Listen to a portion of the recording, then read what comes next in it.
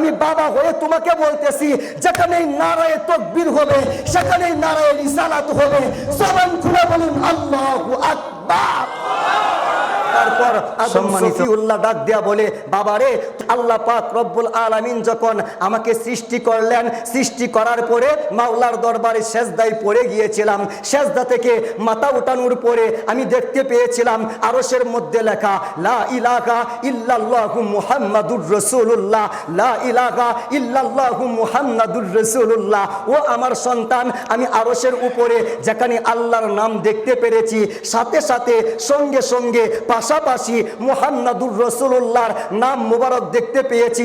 আদম সফিউল্লাহ শীষ নবীকে ডাক দিয়া বলে, শুনো, আমি জান্নাতের ভিতরে যতদিন অবস্থান করেছিলাম, সেই জান্নাতের ভিতরে যেই দিকে তাকাই দরজার মধ্যে যেখানে আল্লাহর নাম সেখানে মুহাম্মাদুর রাসূলুল্লাহর নাম। জান্নাতের ভিতরে আমি প্রত্যেকটা দেওয়ালে যেখানে আল্লাহর নাম সেখানে দেখতে পেয়েছি মুহাম্মাদুর রাসূলুল্লাহর নাম। সেখান থেকে আল্লাহ পাক আমাকে নিচে নামাইতে লাগলেন। 70,000 নূরের পর্দা, প্রত্যেকটা পর্দার ভিতরে যেখানে আল্লাহ পাকের নাম সেখানে মুহাম্মাদুর রাসূলুল্লাহর নাম। আদম সফিউল্লাহ ডাক দিয়ে বলে, আমাকে সিদরাতুল মুনতাহায় দুনিয়ার শেষ স্টেশনে নামিয়ে দেওয়া হলো।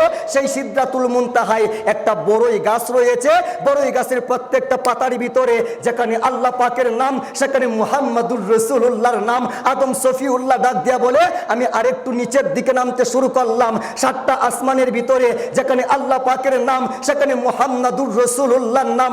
আদম সফিউল্লাহ ডাক দেয়া বলে, আমি আরেকটু নিচে পৃথিবীর জমিনে ভারতের একটা অংশ সিংহলের এক পাহাড়ের উপরে নেমে গেলাম। সেই পাহাড়ের উপরে নামার পরে রাত্রবেলায় আমার ভয় লাগতেছে। ভয় ছুটানোর জন্য আল্লাহ পাক রব্বুল আলামিন জিবরাইল আমিনকে পাঠাইছিলেন।